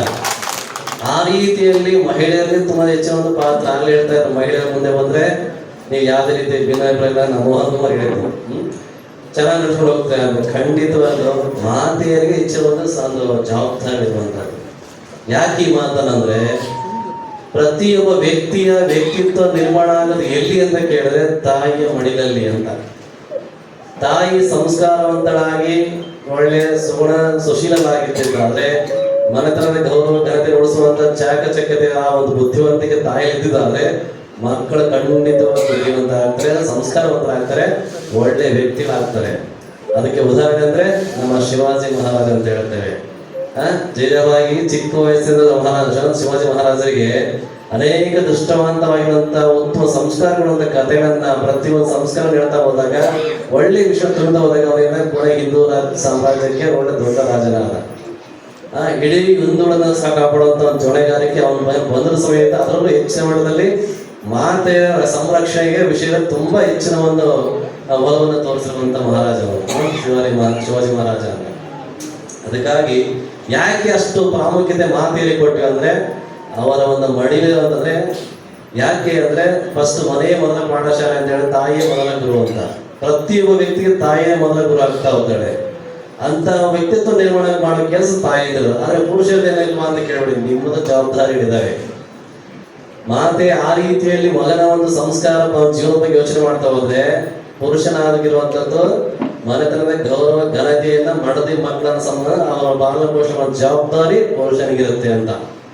ಹಾಗೆ ಎರಡೂ ರೀತಿಯ ಸಮೇತ ಇಬ್ಬರು ಪತಿ ಪತ್ನಿಯರ ಸಮೇತ ಸಮಾನವಾದಂತ ಒಂದು ಜವಾಬ್ದಾರಿ ನಿಭಾಯಿಸ್ತಾ ಹೋದ್ರೆ ಆ ಕುಟುಂಬ ಉತ್ತಮ ರೀತಿ ಇರುತ್ತೆ, ಸಮಾಜ ಸಮೇತ ಉತ್ತಮ ರೀತಿಯಲ್ಲಿ ಸಾಧ್ಯ ಇರುತ್ತೆ ಅಂತ. ಹಾಗಾಗಿ ಅಂತ ನಿಟ್ಟಿನಲ್ಲಿ ಚಿಂತನೆ ಮಾಡಿ, ಆದಷ್ಟು ಮಕ್ಕಳಿಗೆ ಸಂಸ್ಕಾರ ಕೊಡುವಂತ ನಿಟ್ಟಿನಲ್ಲಿ ಚಿಂತನೆ ಮಾಡಿ. ಯಾಕಂದ್ರೆ ಸಾಕಷ್ಟು ಮಾತಾಡ್ಲಿಕ್ಕಿದೆ, ನೀವೆಲ್ಲ ಮಠಕ್ಕೆ ಬಂದ್ರೆ ಮಾತ್ರ ಇವೆಲ್ಲ ತಿಳಿಸ್ಲಿಕ್ಕೆ ಸಾಧ್ಯ. ಇನ್ನೊಂದು ಮಾತಾಡ್ತೀನಿ, ಈ ಜೀವನದಲ್ಲಿ ದುಡಿಮೆ ಮಾಡೋದು ಜೀವನ ಪರ್ಯಂತವಾಗಿ ಭಗವಂತ ಆಯುಷ್ ಎಲ್ಲಿದ್ದಾಗ ಕೊಟ್ಟಿದ್ದಾರೆ ಅಲ್ಲಿವರೆಗೂ ದುಡಿಮೆ ಮಾಡಿದ ತಪ್ಪಲ್ಲ. ಹಾಗಾಗಿ ನಮ್ಮ ಸಮಾಜದ ಧಾರ್ಮಿಕ ಕಾರ್ಯಕ್ರಮ ವಿಚಾರ ಬಂತು ಅಂದಾಗ, ಯಾವುದೇ ಸಭೆ ಸಮಾರಂಭ ಬಂದಾಗ ಅಂತ ದಿನಗಳಲ್ಲಿ ಕೆಲಸವನ್ನು ಬದಿಗೆ ಒತ್ತಿ ಬನ್ನಿ. ಒಂದು ದಿನ ಕೆಲಸ ಬಿಟ್ರೆ ಒಂದಿನ ಊಟ ಬಿಟ್ಟರು ಸಮೇತ ಮನುಷ್ಯ ಸಾಯಲ್ಲ. ಆಯ್ತಾ? ನಮ್ಮ ಧರ್ಮ ನಮ್ಮ ಪರಂಪರೆ ಅನ್ನೋದ್ರ ಮೇಲೆ ಗೌರವ ಇತ್ತಂದ್ರೆ ಈ ಕೆಲಸ ಮಾಡ್ಬೇಕು. ಇದಕ್ಕೆ ಒಂದೇ ದೃಷ್ಟಾಂತ ಅಂದ್ರೆ, ನಮ್ಮ ಭಾರತ ದೇಶದಲ್ಲಿ ವಿವಿಧತೆಯಲ್ಲಿ ಏಕತೆಯನ್ನು ಕಾಣ್ತೇವೆ, ಭಾವೈಕ್ಯತೆಯನ್ನು ಕಾಣ್ತೇವೆ ಅಲ್ವಾ? ಎಷ್ಟೋ ಧರ್ಮಗಳಿದ್ದೇವೆ, ಸಂಪ್ರದಾಯಗಳಿದ್ದಾವೆ, ಆಚಾರ ವಿಚಾರ ಎಲ್ಲ ವಿಭಿನ್ನವಾಗಿದ್ದರೂ ಸಮೇತ ನಮ್ಮ ದೇಶ ಒಂದೇ ಅಂತ ಹೇಳ್ತೇವೆ. ಅಂತ ಒಂದು ನಮ್ಮ ಭಾರತ ದೇಶ ಒಂದು ಸಮುದಾಯ ಇದೆ, ಯಾವುದಂದ್ರೆ ಸಿಖ್ ಸಮುದಾಯ ಅಂತ. ಪಂಜಾಬಲ್ಲಿ ಬಹುಶಃ ನಮ್ಮ ಭಾರತದಲ್ಲಿ ಎಲ್ಲ ರಾಜ್ಯಗಳಲ್ಲೂ ವಾಸ ಮಾಡ್ತಾ ಇದ್ದಾರೆ. ಸಿಖ್ ಸಮುದಾಯ ಎಷ್ಟು ಮಟ್ಟಿಗೆ ಅಂದ್ರೆ ಅವರ ಸಂಪ್ರದಾಯವನ್ನ ಎಷ್ಟು ಮಟ್ಟಿಗೆ ಆಚರಣೆ ಮಾಡ್ತಾರೆ ಅಂದ್ರೆ, ಅವರಿಗೆ ನಮ್ಮ ಸಮುದಾಯದಲ್ಲೂ ಸಮೇತ ನಾವು ಯಜ್ಞೋಪವೀತ ಸಂಸ್ಕಾರ ಕೊಡ್ತೀವಿ, ರೋಪಣೆಯ ಸಂಸ್ಕಾರವನ್ನ. ಅವ್ರಿಗೂ ಸಂಸ್ಕಾರ ಇದೆ. ಎಷ್ಟು ಮಟ್ಟಿಗೆ ಅಂದ್ರೆ ಅವ್ರ ಸಂಸ್ಕಾರ ಅಂದ್ರೆ ಪೂರ್ಣ ಶಿಕೆಯನ್ನು ಬಿಡಬೇಕು ಅಂತ, ಪೂರ್ಣ ಶಿಕೆಯನ್ನು ಬಿಟ್ಟು ಪಗಡಿ ಕಟ್ಟಬೇಕು ಅಂತ ನಿಯಮ ಅವರು. ಅದು ಒಂದು ಸರಿ ಕಟ್ಟಿದ್ರೆ ಜೀವನ ಪರ್ಯಂತವಾಗಿ ಅದನ್ನ ಮೀರುವಾಗಿಲ್ಲ, ಅದ್ರ ಬಗ್ಗೆ ತುಂಬಾ ಕಾಳಜಿ ವಹಿಸಿ ಕಾಪಾಡ್ಕೊಂಡು ಬರ್ತಾರೆ ಅವರು. ಅವ್ರು ಎಷ್ಟು ಮಟ್ಟಿಗೆ ಅವ್ರ ಧರ್ಮ ಮತ್ತು ಸಂಪ್ರದಾಯವನ್ನು ಪಾಲನೆ ಮಾಡ್ತಾರೆ ಅಂದ್ರೆ, ಅವರು ಜೀವನದಲ್ಲಿಯೇ ಎಜುಕೇಶನ್ ಪಡ್ಕೊಂಡು ಉನ್ನತವಾದ ಪದವಿಗಳನ್ನು ಪಡ್ಕೊಂಡು ಬೇರೆ ಬೇರೆ ಕ್ಷೇತ್ರದ ಒಂದು ಕೆಲಸ ಮಾಡ್ತಾ ಇದ್ರು ಸಮೇತ ಇದು ನಮ್ಮ ಧರ್ಮದ ಚಿಹ್ನೆ, ನಮ್ಮ ಧರ್ಮದ ಸಂಪ್ರದಾಯ ಅಂತ ಹೇಳಿ ಯಾವುದೇ ಒಂದು ಕ್ಷೇತ್ರದ ಅದೇ ಒಂದು ಕೆಲಸ ಮಾಡ್ಬೇಕಾದ್ರೆ ಆ ಕ್ಷೇತ್ರದ ಯೂನಿಫಾರ್ಮ್ ಇದ್ರೂ ಸಮೇತ ಅದೇ ಯೂನಿಫಾರ್ಮ್ ಬಟ್ಟೆ ಇದ್ರೆ ಅವ್ರು ಕಡೆ ಕಟ್ಕೊಂಡು ಕೆಲಸ ಮಾಡ್ತಾರೆ. ಸರ್ಕಾರದಲ್ಲಿ ಒಂದು ರಿಯಾಯಿತಿನ ಕೇಳ್ಬಿಟ್ಟಿದ್ದಾರೆ. ನಾವು ಯಾವುದೇ ಒಂದು ಆರ್ಮಿ ಒಳಗಿರ್ಬೋದು ಅಥವಾ ಪೊಲೀಸ್ ಕೆಲಸದಲ್ಲಾಗಿರ್ಬೋದು, ಯಾವುದೇ ಒಂದು ಕ್ಷೇತ್ರ ನಾವು ಕೆಲಸ ಮಾಡ್ಬೇಕಾದ್ರೆ ನಮ್ಮ ಒಂದು ಧರ್ಮಕ್ಕೆ ವಿರೋಧವಾಗಿ ನಾವು ನಡ್ಕೊಳ್ಳಲ್ಲ, ನಮ್ಮ ಧರ್ಮವನ್ನು ಆಚರಣೆ ಮಾಡಲಿಕ್ಕೆ ನಮಗೆ ಅವಕಾಶ ಕೊಡಬೇಕು ಅನ್ನುವಂಥ ರೀತಿಯಲ್ಲಿ ಸರ್ಕಾರದ ಕಡೆಯಿಂದ ರಿಯಾಯಿತಿ ತಗೊಂಡು ಅವ್ರು ಆಚರಣೆ ಮಾಡ್ತಾ ಇದ್ದಾರೆ. ಅಂದ್ರೆ ಅವ್ರ ಧರ್ಮಕ್ಕೆ ಮತ್ತೆ ಆಚರಣೆ ಸಂಸ್ಕೃತಿ ಎಷ್ಟು ಅವರು ಬದ್ಧರಾಗಿರುತ್ತೆ. ಆ ರೀತಿಯಲ್ಲಿ ಸಮೇತ ಅವರು ಪ್ರಾಣ ಹೋದ್ರೂ ಸಮೇತ ಪಗಡಿಯ ಮುಟ್ಲಿಕ್ಕೆ ಬಿಡಲ್ಲ ಅವ್ರು ಯಾರು. ಅಷ್ಟು ಗೌರವಿಸ್ತಾರೆ ಆ ಪಗಡಿಯನ್ನ. ನಾವು ಯಜ್ಞೋಪವೀತ ಧರಿಸ್ತೇವೆ. ನಮ್ಮಲ್ಲಿ ಹೆಂಗಾಗಿದೆ ಅಂದ್ರೆ, ಒಂದೊಂದ್ಸರಿ ಕಾರ್ಪೆಂಟ್ರು ಇನ್ನೊಂದಿನ ಕೆಲಸ ಮಾಡ್ಬೇಕಿದ್ರೆ ಅದಕ್ಕೆ ಅಡ್ಡ ಬರ್ತಕ್ಕೆ ಅಂತ ಗೂಟಕ್ಕೆ ನೀರು ಹಾಕೋರು ಇದ್ದಾರೆ. ನಮ್ಮಲ್ಲೊಂದು ಲಿಂಗಾಯತಲ್ಲೂ ನಾವು ನೋಡಿದ್ದೇವೆ. ಯಾಕಂದ್ರೆ ಲಿಂಗಾಯತ ಸ್ವಾಮಿ ಜೊತೆ ನಾವು ಒಳಗಡೆ ತುಂಬಾ ಚೆನ್ನಾಗಿದೆ. ಅವರು ಹೇಳ್ತಾರೆ ನೇರವಾಗಿ, ಏನಪ್ಪ ನೀನು ಲಿಂಗ ಎಲ್ಲಿ ಅಂತ ಕೇಳಿದಾಗ, ಇಲ್ಲ ಸುದ್ದಿ ಅಲ್ಲೇ ಇರ್ತೀರ ಕತ್ತಲೆ ಸ್ವಲ್ಪ ಭಾರ ಆಗುತ್ತೆ ನೇತಾಕಿದ್ಯಾ ಅಂತ ಕೇಳಿದ್ರು ಅವರು ಸಮೇತ. ಹೀಗಾಗಿ ಅದಕ್ಕೆ ಆ ರೀತಿ, ಯಾಕಂದ್ರೆ ಯಾವ ರೀತಿಯ ಸಿಖ್ ಸಮುದಾಯ ಪಗಡಿಗೆ ಮಹತ್ವವನ್ನು ಕೊಡ್ತಾ ಇದ್ದಾರೆ, ಆ ರೀತಿ ನಾವು ಯಜ್ಞೋಪವೀತಕ್ಕೆ ಅಷ್ಟು ಮಹತ್ವ ಕೊಡ್ಬೇಕು. ಪ್ರಾಣ ಹೋದ್ರೂ ಪರವಾಗಿಲ್ಲ, ನಮ್ಮ ಯಜ್ಞೋಪವೀತ ಬಿಟ್ಟು ನಾವು ಇರಬಾರ್ದು ಅಂತ ಹೀಗಿರ್ಬೇಕು. ಹಾಗಿದ್ದಾಗ ಮಾತ್ರ ಸಾಧ್ಯ. ಅಂತ ಸಂಸ್ಕೃತಿಯನ್ನ ಆಚಾರ ವಿಚಾರ ಉಳಿಸ್ಬೇಕಾದ್ರೆ ಇಂಥ ಸಂಘಟನೆಗಳು ತುಂಬಾ ಮುಖ್ಯ ಆಗುತ್ತೆ. ಆ ದೃಷ್ಟಿಯಲ್ಲಿ ಬಂದ್ರೆ, ಯಾಕಂದ್ರೆ ಈ ಸಭೆಯಲ್ಲಿ ಪೂರ್ತಿಯಾಗಿ ಹೇಳಲಿಕ್ಕೆ ಆಗಲ್ಲ. ಅದಕ್ಕೆ ಮಠ ಮಾನ್ಯಗಳಿಗೆ ಆದಷ್ಟು ಭೇಟಿ ಕೊಟ್ಟಾಗ ವಿಷಯ ಕೂಡ ಇಲ್ಲಿ ತಿಳಿಸಕ್ಕಾಗುತ್ತೆ. ಇನ್ನು ಸಾಕಷ್ಟಿದೆ ವಿಷಯ ಹೇಳಲಿಕ್ಕೆ, ಆದ್ರೂ ಸಮಯ ಆಗ್ತಾ ಇದೆ. ಆ ದೃಷ್ಟಿಯಲ್ಲಿ ನಿಮಗೆಲ್ಲರೂ ಹೇಳೋದಿಷ್ಟೇ, ಒಂದು ಒಳ್ಳೆ ಉತ್ತಮವಾದ ಸಂಘಟನೆ ತಯಾರಾಗಿದೆ. ಈ ಸಂಘದಲ್ಲಿರುವಂತ ಪ್ರತಿಯೊಬ್ಬ ಸದಸ್ಯರು, ಪ್ರತಿಯೊಬ್ಬ ಪದಾಧಿಕಾರಿಗಳು ತುಂಬಾ ಉತ್ಸಾಹಿಗಳಾಗಿದ್ದಾರೆ. ನಮ್ಮ ಸಮಾಜಕ್ಕೆ ಏನಾದರೂ ನಮ್ಮಿಂದ ಕೊಡುಗೆ ಆಗ್ಬೇಕು ಅಂತ ದೃಷ್ಟಿಯಲ್ಲಿ ಚಿಂತನೆ ಮಾಡ್ತಾ ಇದ್ದಾರೆ. ಎಲ್ಲರೂ ಸಾಥ್ ಕೊಡಿ. ಪ್ರತಿಯೊಂದು ಹಂತದ ನಿಮ್ಮಲ್ಲಿ ಬಂದಾಗ ಇರುವಂತ ಕುಂದುಕೊರತೆ ಹೇಳ್ಕೊಡಿ, ಅವ್ರ ಹತ್ರ ಬೇಡ ಅಂತ ಹೇಳಲ್ಲ. ಅದ್ರ ಜೊತೆಗೆ ಒಟ್ಟೇನಪ್ಪ, ನೀವು ಮುಂದೆ ನೀವಿದ್ದೀರಿ, ನಾವು ನಿಮ್ಮ ಜೊತೆಗೆ ಇರ್ತೇವೆ ಅನ್ನೋದ್ ರೀತಿ ಒಂದು ಮಾತನ್ನ ಹೇಳಿ ಸಹಕಾರ ಕೊಡ್ತಾ ಹೋಗಿದ್ದಾದ್ರೆ ಎಲ್ಲ ಕೆಲಸಗಳು ತುಂಬಾ ಅದ್ಭುತ ರೀತಿಯಾಗುತ್ತೆ. ಅದ್ರ ಜೊತೆಯಲ್ಲಿ ನಾವ್ ಹೇಳೋದಷ್ಟೇ, ನಾವು ಇಡೀ ಶಿವಮೊಗ್ಗ ಜಿಲ್ಲೆಯಲ್ಲಿ ಮಾದರಿಯಾದ ತಾಲೂಕು ನಿಮ್ಮರಾಗಬೇಕು ಅಂತ ನಮ್ಮ ಅಪೇಕ್ಷೆ. ಅಂತ ರೀತಿಯಲ್ಲಿ ಪ್ರಯತ್ನ ಮಾಡಿ. ಅದರ ಜೊತೆಗೆ ನಿಮ್ಮ ಮಹಿಳಾ ಸಂಘದವರು ತುಂಬಾ ಜೋರಿದ್ದಾರೆ, ಅವ್ರನ್ನೂ ಜೊತೆಗೆ ಇಟ್ಕೊಂಡ್ರಿ. ಎಲ್ಲ ಕಡೆ ಮುಂದುವರಿತಾ ಹೋಗಿ ಖಂಡಿತ. ಯಾಕಂದ್ರೆ ಪುರುಷ ಮತ್ತು ಸ್ತ್ರೀ ಹೆಂಗಂದ್ರೆ ಒಂದು ನಾಳೆ ಎರಡು ಮಕ್ಕಳು ಇದ್ದಂತೆ, ಇವ್ರು ಬಿಟ್ಟು ಅವ್ರಿಗೆ ಅವ್ರು ಬಿಟ್ಟು ಇವ್ರಿಲ್ಲ ನಂಗೆ. ಆ ರೀತಿಯಲ್ಲಿ ಎಲ್ಲರಿಗೂ ಸಮಾನವಾದಂತ ಅವಕಾಶ ಕೊಡ್ಬೇಕು. ಇವನು ಇದ್ದಂಥವನು ಇಲ್ಲದವನು ಬಡವ ಬಂದಿದ್ದಾವೆ ಯಾವುದು ಬೇಡ, ಇವರು ಸ್ತ್ರೀಯರಿದ್ದಾರೆ ಇವರು ಹಾಗೆ ಅಂತ ಏನು ಬೇಡ. ಒಂದು ಸಮಾಜ ಅಂತ ಬಂದಾಗ ಎಲ್ಲರೂ ಸಮಾನತೆ ಇರಬೇಕು, ಅಧಿಕಾರ ಇರಬೇಕು, ಕೆಲಸ ಸೇವೆ ಹಾಗೆ ಮಾಡ್ಬೇಕು. ಇನ್ನೊಂದು ಕೊನೆಯ ಮಾತು ಎಚ್ಚರಿಕೆ ಗಂಟೆ ಅಂದ್ರೆ, ನಿಮ್ಮ ಸಂಘದಲ್ಲಿ ಬರೀ ಹೆಸರಿಗೆ ಮಾತ್ರ ನಾನು ಬರ್ತೀನಿ, ತೊಳೆ ಚೇರಿ ಮಾತ್ರ ನಾನು ಸೀಮಿತ ಅಂದ್ರೆ ಕೇಳಕ್ ಹೋಗ್ಬೇಡಿ. ಯಾಕಂದ್ರೆ ನಾವಂತ ಸಾಕಷ್ಟು ನೋಡಿದ್ದೇವೆ, ಬರೀ ಹೆಸರಿಗೆ ಮಾತ್ರ ಅಧ್ಯಕ್ಷ ಸ್ಥಾನ ಬೇಕು, ಅದ್ರ ಕೆಲಸ ಕಾರ್ಯ ಶೂನ್ಯ. ಈ ತರ ಗಲಾಟೆ ಮಾಡುವಂತ ಸನ್ನಿವೇಶ ಸಾಕಷ್ಟು ಕಂಡಿದ್ದೇವೆ, ನಾವು ಖಂಡಿಸೂ ಇದ್ದೇವೆ ಇದನ್ನ. ಯಾಕಂದ್ರೆ ಈ ಸಮಾಜದಲ್ಲಿ ಅಧಿಕಾರ ಸ್ಥಾನಮಾನ ಯಾರಪ್ಪ ಮನೆ ಸ್ವಂತಲ್ಲ ಅಲ್ವಾ. ಹಾಗಾಗಿ ಒಂದು ಅವಕಾಶ ಸಿಕ್ಕಿದರೆ ಸಮಾನ ಭಗವಂತ ಅನುಗ್ರಹದಿಂದ, ಗುರು ಅನುಗ್ರಹದಿಂದ ಅಥವಾ ಹಿಂದೆ ಜೀವನ ಮಾಡೋದ್ರಿಂದ ಪುಣ್ಯದ ಫಲ ಗೊತ್ತಿಲ್ಲ, ಒಂದು ಸಮಾಜ ಸೇವೆ ಮಾಡ್ಲಿಕ್ಕೆ ಅವಕಾಶ ಸಿಕ್ಕಿರುವಂತ ಅವಧಿಯನ್ನ ಸರಿಯಾದ ರೀತಿಯಲ್ಲಿ ಉಪಯೋಗ ಮಾಡ್ಕೋಬೇಕು. ಆದ್ರೂ ಕಲಿಬೇಕಷ್ಟೇ. ಯಾಕಂದ್ರೆ ಹಿಂದೆ ಮುಂದೆ ಬರುವಂತ ಪೀಳಿಗೆ ಕೇಳ್ಬೇಕು, ಹಿಂದೆ ಏನ್ ಮಾಡಿದ್ರಪ್ಪ ಅಂತ ಕೇಳಿದ್ರೆ, ನಮ್ಮ ಹಿಂದೆ ನಮ್ಮ ಅಜ್ಜ ಮುತ್ತಜ್ಜ ಎಲ್ಲ ಯಾರು ತುಂಬಾ ಜನ ಇದ್ರು, ನಮ್ಮ ಚಿಕ್ಕಮ್ಮ ಎಲ್ಲ ಇದ್ರು, ನಮ್ಮ ಸಮಾಜ ಬಾಂಧವ ಮುಖಂಡಿದ್ರು. ನಾವು ಮುಂದೆ ಚೆನ್ನಾಗಿರ್ಬೇಕಂದ್ರೆ ನಮ್ಮ ಹಿಂದಿದ್ದ ಮುಖಂಡರು ಉತ್ತಮವಾದ ಕೆಲಸ ಕಾರ್ಯ ಮಾಡುವಿಲ್ಲ ಅಂತ ನೆನೆಸ್ಕೋಬೇಕು. ಆ ರೀತಿಯಲ್ಲಿ ಕೆಲಸ ಕಾರ್ಯ ಇರ್ಬೇಕು. ಇದು ನಿಮಗೆ ಎಚ್ಚರಿಕೆ ಗಂಟೆ. ಯಾಕಂದ್ರೆ ಸಾಕಷ್ಟು ಸಂಘಗಳು ನೋಡಿದೆ ನಾವು. ಆ ರೀತಿಯಾಗಿರ್ಬಾರ್ದು, ಎಲ್ಲರಿಗೂ ಮಾದರಿಯಾಗುವಂತ ಸಂಘ ನಿಮ್ಮದಾಗಿರ್ಬೇಕು ಅನ್ನೋದೇ ನಾವು ಆಶಿಸುವಂಥದ್ದು. ಹಾಗಾಗಿ ಇಂಥ ಒಂದು ಸುಂದರವಾದ ರೀತಿಯಲ್ಲಿ ಈ ಒಂದು ಸಭಾಂಗಣ ಸುಂದರವಾಗಿ ಚಿಕ್ಕದಾಗಿ ಚೊಕ್ಕದಾಗಿದ್ದರೂ ಸಮೇತ ಇವತ್ತು ಎಲ್ಲರನ್ನ ಕರೆತಂದು ಈ ಸಭಾಂಗಣ ಎಲ್ಲ ತುಂಬಿಸಿದ್ರಿ. ಎಲ್ಲ ತುಂಬಾ ಖುಷಿ ಆಯ್ತು ಈ ವಿಷಯದಲ್ಲಿ. ಇಲ್ಲಿ ಬಂದಿರುವಂತ ಎಲ್ಲ ಸಮಾಜ ಬಾಂಧವರು ಸಮೇತ ಅವರೊಂದು ಕರೆಗೆ ಹೋಗೊಟ್ಟು ಶ್ರದ್ಧೆಯಿಂದ ಬಂದಿರುವ, ಅದೇ ತುಂಬಾ ವಿಶೇಷವಾಗಿರುವಂತ ಈ ಸಭೆಯಲ್ಲಿ ಇವತ್ತು. ಅದಕ್ಕಾಗಿ ಹೇಳಿದಷ್ಟೇ ಬಂಧುಗಳೇ, ಎಲ್ಲರನ್ನ ಅತಿಥಿಗಳನ್ನ ಅಭ್ಯರ್ಥನ ಕರೆಸಿದ್ರಿ. ಎಲ್ಲರೂ ಕೆಲಸ ಅವರ ಸಮ್ಮುಖದಲ್ಲಿ ಎಲ್ಲದ ಕೆಲಸ ಕಾರ್ಯ ಇವತ್ತು ಸಂಘ ಉದ್ಘಾಟನೆ ಮಾಡುವಂತ ಕೆಲಸ ಮಾಡಿದ ಜೊತೆ ಖುಷಿ ಆಗ್ತದ್ರೆ, ಈ ಒಂದು ಸಮಾಜ ಹುಟ್ಟಾಗ್ಲಿಕ್ಕೆ ಧಾರ್ಮಿಕ ಕ್ಷೇತ್ರ ಕಾಳಿಕಮ್ಮ ದೇವಸ್ಥಾನ ಬೆಳಲಿಕ್ಕೆ ನಮ್ಮ ಕೃಷ್ಣಪ್ಪ ಅವ್ರನ್ನ ಕರೆಸಿ ಸನ್ಮಾನ ಮಾಡಿದ್ವಿ. ಯಾಕಂದ್ರೆ ಯಾವತ್ತು ಹಿಂದೆ ನಡ್ಕೊಂಡು ಬಂದ ದಾರಿ ಇರುವಂತ ವ್ಯಕ್ತಿ ಮರಿಬಾರ್ದು ಅಂತ. ಒಂದು ಎಕ್ಸಾಂಪಲ್, ಯಾವುದೇ ಡ್ಯಾಮ್ ಆಗಿರ್ಬೋದು, ಕೆರೆ ಆಗಿರ್ಬೋದು, ಒಂದ್ ವೇಳೆ ನೀರು ನಿಂತಿದ್ರೆ ಅಲ್ಲಿ ಒಂದು ಪಾಚಿ ಕಟ್ಟಿರುತ್ತೆ ಅಲ್ವಾ. ಒಂದ್ ವೇಳೆ ಹೊಸ ನೀರು ಬಂದ್ರೂ ಸಹಿತ ಆ ಪಾಚಿ ಹೋಗಲ್ಲ. ಯಾಕಂದ್ರೆ ನಾನು ಹಿಂದೆ ಇಲ್ಲಿದ್ದೆ ಅಂತ. ಅದು ತೋರ್ಸಲಿಕ್ಕೆ ನಾನು ಬಂದಲ್ಲಿ ನೀನು ಬಂದ, ಅದಕ್ಕೆ ನನಗಿಂತ ಮೇಲೆ ಬೆಳಿ, ನೀನು ಇನ್ನೂ ಉತ್ತಮವಾದ ಕೆಲಸ ಕಾರ್ಯ ಮಾಡು. ಆ ರೀತಿಯಲ್ಲಿ ಪ್ರೋತ್ಸಾಹ ಕೊಡುವಂತ ರೀತಿ ಇರುವಂತ ಒಂದು ಸಂದೇಶ. ಹಾಗಾಗಿ ಆ ನಿಟ್ಟಿನಲ್ಲಿ ನಿಮ್ಮ ಸಂಘ ತುಂಬಾ ಉತ್ತಮ ರೀತಿ ಎಲ್ಲಾ ವಯಸ್ಸಿನ ಒಂದು ಮುಖಂಡರು ತಾವು ಈ ಸಂಘದಲ್ಲಿ ಅಳವಡಿಸ್ಕೊಂಡಿದ್ದೀರಿ. ಹಾಗಾಗಿ ಇನ್ನು ಹೆಚ್ಚಿನ ಮಟ್ಟದಲ್ಲಿ ಒಂದು ಶಕ್ತಿಯ ಜಗನ್ಮಾತೆ ಕಾಳಿಕಾಂಬೆ ನಿಮಗೆಲ್ಲ ಕರುಣಿಸಲಿ. ಇಲ್ಲಿ ಬಂದಿರುವಂತ ಎಲ್ಲಾ ಸಮುದಾಯದ ನಿಮಗೆಲ್ಲ ಸಹಕಾರಿ ಕೊಡೋದು ನಿಮ್ಗೆಲ್ಲರಿಗೂ ಸಮೇತ ಮನಸ್ಫೂರ್ತಿಗೆ ಆಲೋಚಿಸಷ್ಟೇ. ಇಲ್ಲಿ ಬಂದಿರುವಂತ ಎಲ್ಲರಿಗೂ ಆ ಜಗನ್ಮಾತ ಕಾಳಿಕಾಂಬ ಆಗಿರ್ಬೋದು, ನಾವು ಆರಿಸುವಂತ ವಿಶ್ವಕರ್ಮ ಭಗವಂತನ ಇರ್ಬೋದು, ಆ ಸಂಪೂರ್ಣ ಅನುಗ್ರಹ ನಿಮಗೆಲ್ಲ ಇರಲಿ. ಹಾಗೆ ವೈಯಕ್ತಿಕ ಜೀವನದಲ್ಲಿ ಈ ಆರೋಗ್ಯ ಐಶ್ವರ್ಯ ಕೊಟ್ಟು ನಿಮ್ಮನ್ನು ಕಾಪಾಡಲಿ ಅಂತ ಹೇಳ್ತಾರೆ ಮಾತುಗಳನ್ನು ನೀಡುತ್ತೇವೆ. ಓಂ ನಮೋ ವಿಶ್ವಕರ್ಮಣೆ.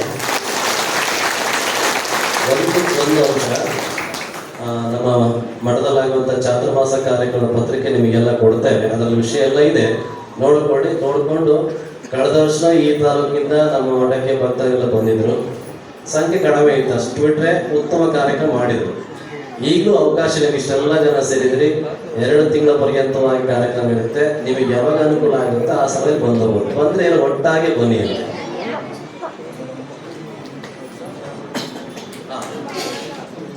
ಇನ್ನೂ ಒಂದು ಅಂಶ ನಾವು ಮರಿದೆ ಪತ್ರಿಕೆ ಅಲ್ಲೇ ನಮ್ಮ ಶ್ರೀರಂತರ ದೇವಸ್ಥಾನದಲ್ಲಿ ಹೇಳಿದ್ವಿ. ಇನ್ನೂ ಒಂದು ಅಂಶ ಅಂದ್ರೆ ಈ ನಮ್ಮ ಚಾತುರ್ಮಾಸದ ಶಿವೋಲ್ಲಂಘನೆ ಕಾರ್ಯಕ್ರಮವನ್ನು ಆಗಲಿ ನಾವು ಹೇಳಿದಾಗೆ ಬೇರೆ ಬೇರೆ ತಾಲೂಕಲ್ಲಿ ಮಾಡ್ತಾ ಇದ್ವಿ. ಈ ಸರಿ ಭದ್ರಾವತಿ ತಾಲೂಕಿನಲ್ಲೇ ಮಾಡ್ಬೇಕಂತ ನಿರ್ಣಯ ಮಾಡಿಕೊಂಡು ಕಳೆದ ಒಂದು 15-20 ದಿನಗಳ ಹಿಂದೆ ನಮ್ಮ ಶ್ರೀನಾಥರ ಹತ್ರ ಮಾತಾಡಿದ್ವಿ. ಹಿಂಗೆ ದೇವಸ್ಥಾನದಲ್ಲಿ ಮಾಡ್ಬೇಕಂತ ನಾವು ಯೋಚನೆ ಮಾಡ್ತಾ ಇದ್ದೇವೆ. ತಾವು ಸಮಿತಿಯಲ್ಲ ವಿಚಾರ ಮಾಡ್ಕೊಂಡು ಕೇಳ್ಕೊಂಡು ನಮ್ಗೆ ಹೇಳಿ ಅಂತ. ಕೊನೆಗೆ ಅವರು ಶ್ರೀನಾಥರು ಎಲ್ಲ ಸಂಜೆ ನಾವು ಮಾಡಿಕೊಡ್ತೇವೆ ಕಾರ್ಯಕ್ರಮವನ್ನ, ತಾವು ಬನ್ನಿ ಅಂತ. ಹಾಗಾಗಿ ಸೆಪ್ಟೆಂಬರ್ 7ನೇ ತಾರೀಕು ಆಗುವಂತ ನಮ್ಮ ಚಾತುರ್ಮಾಸ ಸಮರೋಪದ ಶಿವೋಲ್ಲಂಘನೆ ಕಾರ್ಯಕ್ರಮವನ್ನ ಇದೇ ಭದ್ರಾವತಿ ತಾಲೂಕು ಇರುವಂತ ಕಾಳಿಕಾಂಬ ದೇವಸ್ಥಾನದಲ್ಲಿ ಹಮ್ಮಿಕೊಂಡಿದ್ದೇವೆ.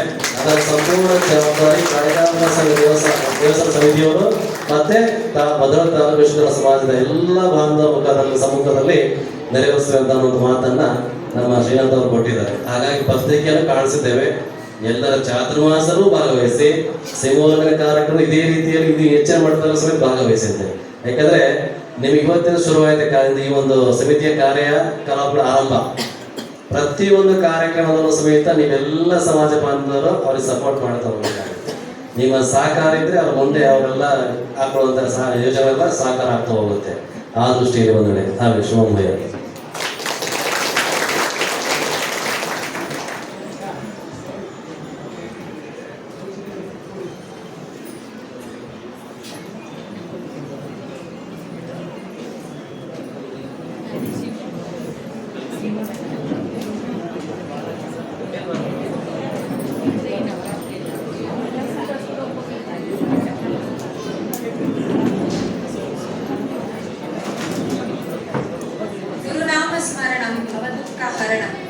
ಗುರುಗಳೇ, ನಿಮ್ಮ ಎಚ್ಚರಿಕೆ, ಹಿತನುಡಿ, ಸಲಹೆ ಹಾಗೂ ಆಶೀರ್ವಚನಗಳಿಗೆ ತುಂಬ ಹೃದಯದ ಧನ್ಯವಾದಗಳು. ಇದರೊಂದಿಗೆ ತಮ್ಮ ಆಶೀರ್ವಾದ ಸದಾ ನಮ್ಮ ಕುಲಬಾಂಧವರಲ್ಲಿ ಹಾಗೂ ನಮ್ಮ ಸಮಾಜದ ಮೇಲೆ ಸದಾ ತಾವು ತಮ್ಮ ಆಶೀರ್ವಾದವನ್ನು ಇಡಬೇಕಾಗಿ ಕೋರಿಕೊಳ್ಳುತ್ತೇನೆ.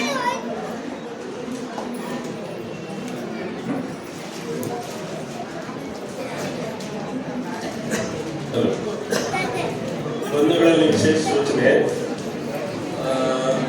ಹೆಣ್ಮಕ್ಳಿಗೆ ಎಲ್ಲರೂ ಕೂಡ ಮಧ್ಯಾಹ್ನ ಆದ್ಮೇಲೆ ಮನೇಲಿ ಮಾಡ್ಬೋದಿದೆಯೋ ಇಲ್ಲೋ ಹೋಗ್ಬೇಕು ಅನ್ನೋದು ಪ್ರಾಬ್ಲಮ್ ಇರುತ್ತೆ. ದಯವಿಟ್ಟು ಇಲ್ಲ ಎಲ್ಲರಿಗೂ ಪ್ರಸಾದದ ವ್ಯವಸ್ಥೆ ಇದೆ, ಯಾರು ಅದ್ರ ಬಗ್ಗೆ ಚಿಂತೆ ಮಾಡಬೇಡ್ರಿ. ಆಮೇಲೆ ಇನ್ನೊಂದೇನಂದ್ರೆ, ನಾವು ಎಲ್ಲರೂ ಮೆಂಬರ್ಶಿಪ್ ಫೀಸ್ ಅಂತೇಳಿ ಸ್ಟಾರ್ಟಿಂಗ್ 3,000 ರೂಪಾಯಿ ಮಾಡಿದ್ವಿ. ಆಮೇಲೆ ಏನಾಯ್ತು, ನಮ್ಮ ಅಧ್ಯಕ್ಷರು ಎಲ್ಲ ಸೇರಿ ತೀರ್ಮಾನ ಮಾಡಿ 1,000 ರೂಪಾಯಿ ಬಂತು. ಈಗ ಅದು ಜಾಸ್ತಿ ಆಗಿದೆ ಅಂದ್ಬಿಟ್ಟು 500 ರೂಪಾಯಿ ಮಾಡಿದ್ದೀವಿ ಪ್ರತಿಯೊಬ್ಬ ಮೆಂಬರ್ಗೆ. ಅಂದ್ರೆ ಆಜೀವ ಸದಸ್ಯತ್ವ, ವರ್ಷ ಮತ್ತೆ ಕಟ್ಟಬೇಕು ಇದೆಲ್ಲ ಏನಿಲ್ಲ. ಒಂದ್ಸಲಿ ಮೆಂಬರ್ ಆದ್ರೆ ಮನೆವರೆಗೂ ಅದೇ ಇರುತ್ತೆ. ಯಾರು ಮೆಂಬರ್ ಆಗೋ ಇಚ್ಛೆ ಪಡೋರು ಹೊರಗಡೆ ಕೌಂಟರಲ್ಲಿ ಬರ್ತಾ ಇದ್ದಾರೆ, ಅವ್ರ ಹತ್ರ ನೀವು ಕೊಟ್ಬಿಟ್ಟು ನಿಮ್ಮ ಡೀಟೇಲ್ ಆಧಾರ್ ನಂಬರ್ ಅಥವಾ ಫೋನ್ ನಂಬರ್ ಕೊಟ್ಟು ನಾವು ಆಮೇಲೆ ನಾವು ನಾವು ಕಲೆಕ್ಟ್ ಮಾಡ್ಕೊಡ್ತೀವಿ. ಯಾರು ಮಾಡಿಸೋ ಇಚ್ಛೆ ಇರೋದು ಹೊರಗಡೆ ಕೌಂಟರಲ್ಲಿ ನಾವು ಕಳಿಸ್ಬೋದು.